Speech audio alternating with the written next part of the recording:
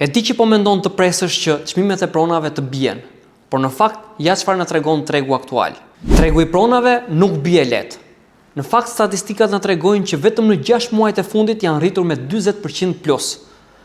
Dhe zonat më të kërkuara janë Tirana dhe Bregdeti, të cilat tregojnë që ndoshta do ketë me gjasa rritje ende. Por cilat janë disa nga arsyet që çmimet e pronave nuk do të bien? E para dhe më e rëndësishmja është që çmimet e pronave nuk do të bien për shkak të kërkesës së lartë dhe sidomos nga investitorët e huaj. Arsyeja e dytë është se oferta cilësore vazhdon të jetë ende e kufizuar.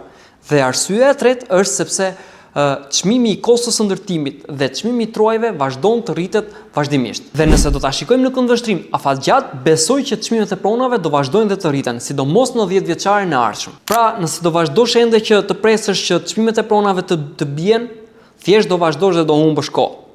Mos u përqendro tek çmimi, përqendro tek mundësitë e zgjedhjes, tek pronat cilësore dhe tek cash flow. Dhe çfarë është më e rëndësishme, na ndiq në rrjetet tona sociale për më shumë informacion rreth tregut të pasurive të paluajtshme.